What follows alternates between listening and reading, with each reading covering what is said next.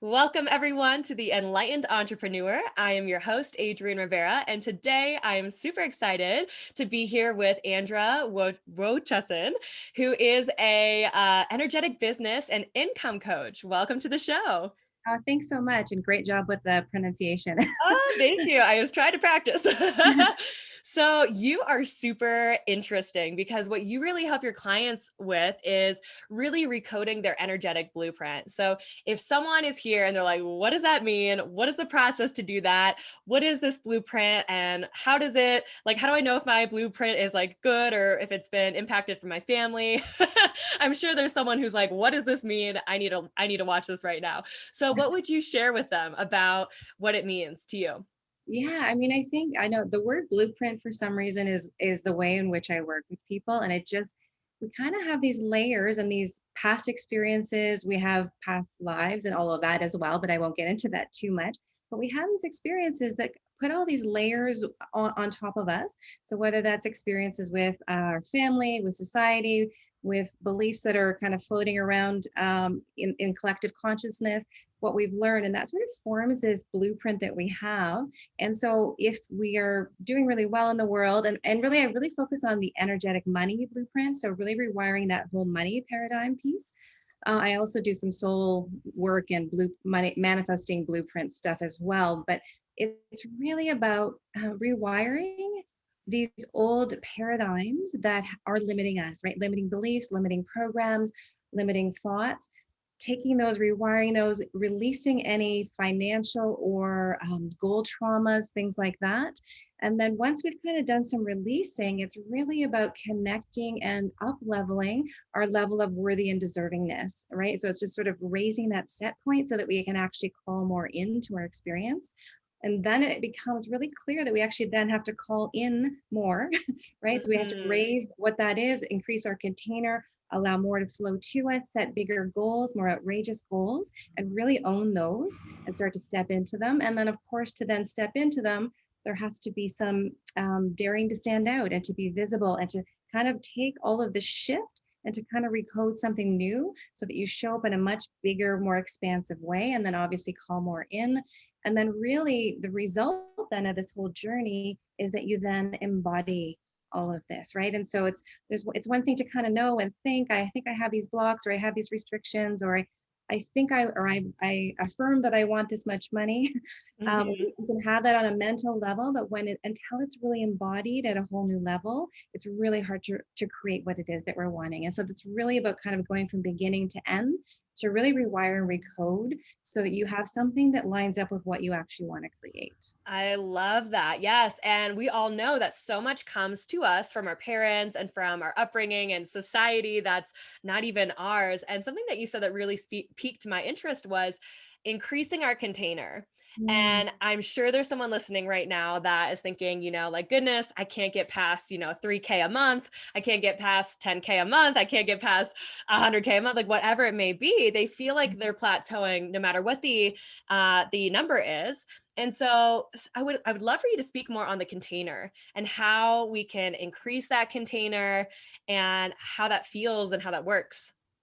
yeah, so that's such a great catch and awareness, really, because that's really what we're here to do. So it's the ceiling that you're speaking about. We kind of have these ceilings on how much we feel we're allowed. So I'm going to use the words allowed. That's a big thing that kind of comes up. Deserving is obviously something that comes up for people. Um, yeah, I find the allowed is actually a really big piece for people. How much am I allowed to have come into my experience? And also even wanting more, right? And so these are the things I'm just kind of talking about why we have the ceiling. Really, it's this limitation on how much we're allowed to want, how much we're allowed to have. And really, yeah, there is an allowed kind of piece in there. And so really it's about then kind of shifting that so that we can call in that next level. And often what that means is looking like at the vision beyond the vision, right? So kind of looking at where you are right now and allowing yourself to be the person who's actually achieved the next level goal that you're wanting to have, right? So we can't create we want to go here, but we actually have to be here in order to create here, right? And so it's Mhm. about, yeah, finding, there's definitely clearing pieces that are involved, right? We do have to clear these limiting beliefs and these limiting programs around how much it's okay for us to have, right? And so whatever ceiling you're at really is because you have uh, vowed or agreed to this ceiling, right? And so it's about releasing those and allowing yourself to then come into a place where you can actually receive more. And so that the biggest piece is starting to get clear on what that bigger vision is, start to show up as the person who already has that vision, show up in the way that you are with the beliefs, the actions, Mm. all of these things are going to allow that next level to start to flow into you. And then as that starts to flow into you, it's like clearing the stuff that is like, no, no, right? Because then you can go into things like backlash or sabotage, because again, it's a ceiling. And so I think it's really understanding that it's so possible to get to the next level, and it's going to get a bit messy before you get there, and that's okay, right? So we kind of, the shit hits the fan before we literally get breakthrough to that next level, right? And so it's really understanding the process of continually pushing that and allowing more to come into your experience. Yes. Oh, I love that so much. And what you said in particular about like really acting as if, I think that is huge because I've even seen that in my own entrepreneurial journey where I've seen different like things that I'm speaking on. Like, for example, when I made the transition and got a team and was really big on scaling up to 7 figures, I was like, okay, like I'm starting to act like a CEO and think differently and really see where am I investing my time and energy. And that's really powerful because before I was like, oh, I have to do it all on my own. And so the things that we call in get to be different. So is it that we are solo focused or are we expansive and thinking about how can I get support? How can I hire, whether it's your first assistant or several different ones, like really outsourcing so that you can create this vision and really grow it massively. So that's super, super juicy stuff. So I know you said that you have a 6-step process to help people through this. I'd love for you to share what that is. Okay, sure. Thanks so much for the opportunity to share. I love it's my baby. I just, Yes. you Did know, you create it? I did. It's a unique Ooh, methodology. I love And it. so, I can't wait to hear it. oh, thanks. Yeah, it's that whole idea, and of really being able to integrate all, like so many of us, we have so many modalities and so many interests and so many skills and so much experience.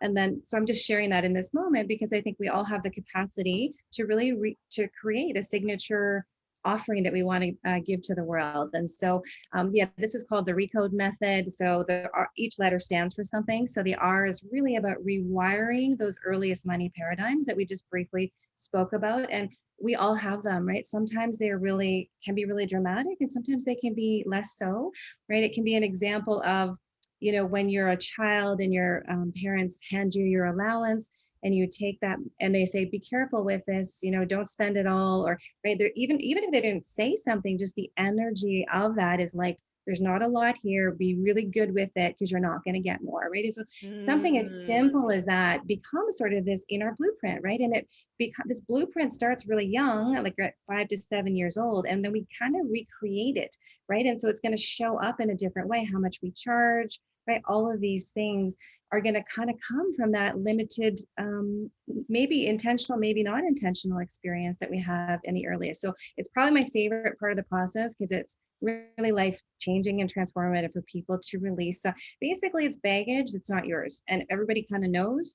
So once they let it go, they're like, I knew it. That wasn't mine to begin with. So that's really the first phase. The next phase is to energetically release any past financial or goal traumas or things that you have that are associated with money. So experiences around money, financial trauma can be like a bankruptcy or a failed business, or it could be something else. And then a goal trauma really is most of us have had goals that we haven't achieved. And that actually can really place this ceiling on how much we allow ourselves to go for our next goal, right? And so there's a lot of stuff wrapped in that. And so those first two phases are really about the clearing. And then it's then getting into that clearing your old worthy and deserving set points so that if you are a $3,000 a month, right? If that's your ceiling, you'll see it show up every month, right? You kind of know what your ceiling is because you're seeing it. And so then it's about clearing that. So I use a lot of energetic clearing to do that. to then step into and create your next level of worthiness and deservingness. And again, sometimes people get caught up in the word of deserving or something because, they might be like, I know I deserve money, right? But on some level, if you have a ceiling, there's some piece underneath there that's not really lining up. And then we get into that phase of really owning your next level goal. And owning, again, is that embodiment of getting really clear on what that vision is, putting it out there, right? Again, it is the act as if, or it's starting to, it's the part known and part unknown, right? If you know how to get to your goal, it's not really a goal, it's a to-do list, right? So you actually want to have a goal that stretches and pushes you, that calls you into like, you're like, I have sort of an idea how to get here, but not really. And then really then the next piece, and it's again, maybe my second favorite part, is the dare to stand out, because so many of us, especially heart-centered entrepreneurs, have what we call a vow to be invisible, or a vow to stay small. And again, Mm. that's a one that's very close to me. It's been my journey. And so it's often this, again, maybe not, it's subconscious usually, but it's like, how big am I allowed to stand out? How much am I allowed to be seen? Can I be in the spotlight, or should I be off to the side? Right. And it's all, or should I charge this much, or should I just charge this much? So that all ties into how big we feel we're allowed to be in the world. And then really the final phase is that embodiment piece. And it comes from all of these pieces of getting out of the mind and having this fully integrated in our being, in our soul, in our energy body, in our nervous system, right? So that everything that we are wanting to create is now embodied, so that we can actually sustain that, right? So it's one thing to have a great month and have the 10K month, and then the next month is 2K. So we actually want to have this framework built up so that we can actually call that in all whenever we want to. And so that's really sort of the beginning to end methodology. I love it. And it's so fascinating what you put in there about like this vow to stay small. And I know that there's people that can resonate with this, and this fear that comes up of, we don't want to put ourselves out there. What is Aunt Susie going to think of me? Like, oh my gosh, what if I fail? Like, what are the people from high school going to think of me? And so I'd love for you to share like why do we have that, and what can we really do to put ourselves out there so we can make the biggest impact in the world?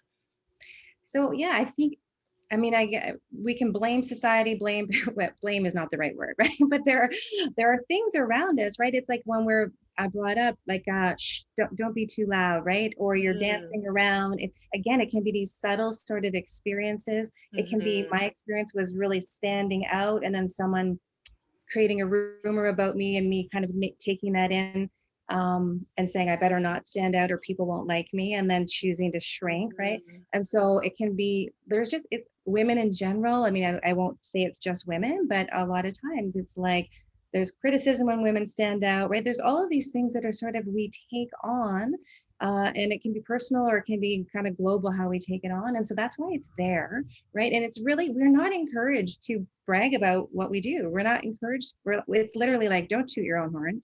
Don't tell me how great you are, right? It's like, but let's focus on the flaws. What's wrong with me, right? Or here's what you can improve Mm, on, right? And so it's really not cultivate. interesting. Yeah, I used to be a teacher, so I really could see that. And it's really, it's about, yeah, cultivate. So that's, I guess, the first step I would say. We all have it on some level, right? And anytime you're breaking through the next level, there's going to be a piece of that that's going to be like, holy shit, now I'm at 7 figures, right? Or whatever it is. Sorry for Yeah. the swearing. You're good, you're good. Okay. Kind of, I know people are like, you're so calm and energetic, but you swear a lot. And I'm like, yeah, sorry. Um, yeah, so it's, we have these things, and it's, yeah, it's going to keep coming up for us. So it's really to start to notice where you are keeping yourself small. And that can look like, it can look like a visibility thing, like, will I do a video, or will I only do one video a week, or will I be on a summit, or will I charge the prices I really want to charge, or will I be in, create a big platform, whatever it is. Just notice where you're keeping yourself small, right? You'll feel it because it's going to feel contracted or constricted. So that's the first step, right? And then obviously in terms of any kind of clearing work that you can do around that, it could be something simple as journaling. I do, in my work, I do some tapping as well, where there's lots of ways for us to energetically sort of release these things. Hypnosis, there's lots of things that you can do if that is your, if you like to do that kind of stuff. And then it's about seeing how can you push through that level? How can you push through that ceiling of visibility, of charging more, of being seen more. And it's starting to take the action in whatever way feels good for you. And then noticing how that feels. And again, kind of reflecting on it and clearing if you need to clear again, right? And Mm, so yeah, it becomes this, and I guess, and a really tangible thing, what I give people to do a lot is take some time to capture why you are awesome, right? And so it's like your gifts, your skills, your education, and that unique spark that you bring to the work that you do. Capture your client testimonials, the things people have said, and have all of these really accessible for you, as well as, yeah, kind of the benefits really that you actually can help people, right? So, whatever work you do, whatever coach you are, whatever healer you are, you're helping people in some way. And so, how is working with you benefiting them in their time, in their money, in their energy, in their love, whatever it is that you're focusing on? So really having that and really taking the time to cultivate that within yourself, right? And celebrate that, acknowledge that.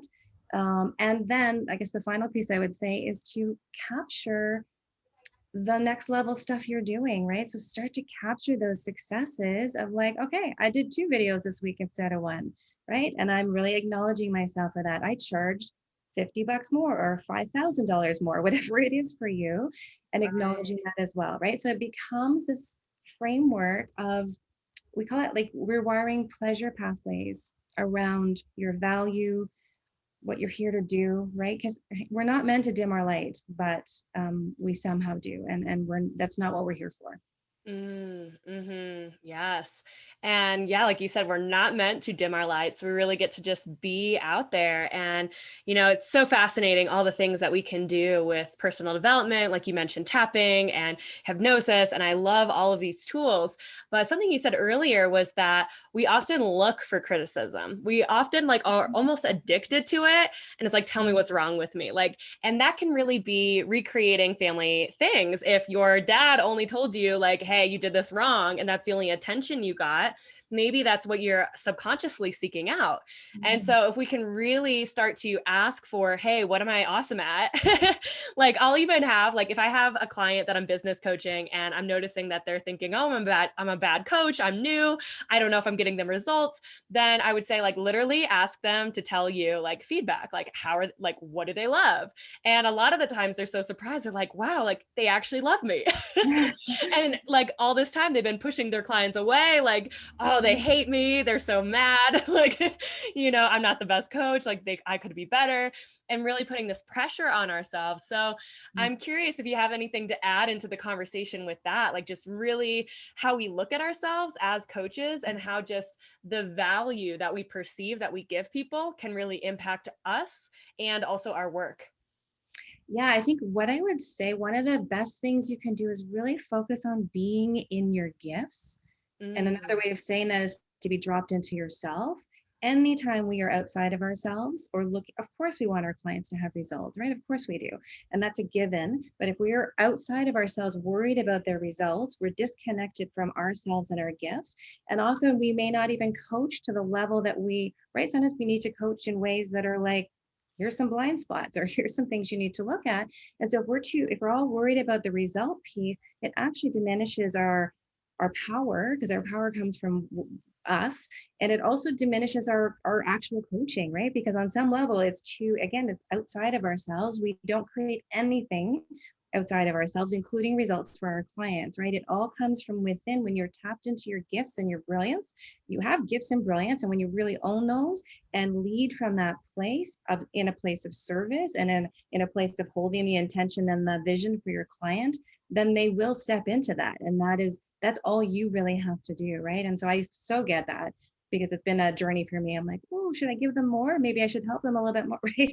And I think it's a yeah. natural tendency because we're helpers and givers. And I will say that if you can literally sit back in your chair, drop into yourself, connect to that power center, connect to that list. That's why you have the list sometimes, to remind yourself of like all the results you've gotten, all the gifts you have, and then coach from that place. I think that would be my biggest offering in this area. I Love that. Beautiful. So, what would you tell someone who is a coach or a healer and they're listening and they are wondering, how can I create an extra 10K this month? Yeah, I think again, it's really, I mean, just on a practical level, make sure your business model will allow that, right? So making sure, right, that you actually can call that in. We want to have the containers that will allow us to call that in, right? So if you want an extra $10,000, then you've got to make sure there's something in what you're offering that's going to allow that to come through, right? We can build our energy and we can act as if and we can do all of those things, but if we don't actually have the container to allow that to come in, it can't, right? So we actually Mhm. really need to make sure that you have that. And I think again, then it's just about that whole idea of pushing your vision beyond the vision, getting really clear and how maybe it's about, I'm always about percentages. Can you up level everything you're doing and being by 10% this month, right? So can you show up more boldly? Can you take more bold actions? Can you make more bold asks, right? Again, the word bold is going to be there. If you're wanting to call something next level in, you actually have to be next level and taking next level actions. And so I think that's really what it is, have the vision, the clarity, the intention, the container, and then pushing those bold actions so that you are continually up leveling, right? Having that, I'm scared, this scares the crap out of me. I don't know if I want to do this, do that, right? It's like Yeah. step into that, right? Right. I love that. I love that. Like going towards your fears to like slay them wide open so that they don't happen anymore. That's Mhm. beautiful. So you are super generous and you have an amazing gift for our audience. I'd love for you to share a little bit about what that is. Yeah, sure. So, yeah, it's a free clear your money blocks e-course. So it's a 4 module course that I've created really just to walk you through. It's around income, so I think it'll be really relevant to your audience or to all of our audiences here, right? So it's about kind of looking at the income level. It talks about some of those money blocks that you might have. Lets you actually feel what they are like and really get clear for yourself on what they are. Gives you a clearing technique and in this one is tapping based, so there's actually it shows you how to do it. It gives you scripts, so it's quite a complete course, so that you really actually can be really clear and start really getting ready to set that next level goal for yourself. That's beautiful. Thank you again so much for offering that. I'm Yeah. excited to try that myself. It sounds super fun. And thank you guys so much for listening. As always, you know that I love to hear what you guys are taking away. I'd love for you to reply to this email. Let me know what it was that stood out to you that you're going to take into your life or your business. And I look forward to hearing from you and seeing you guys next time. Thanks so much. Bye, everyone. Bye.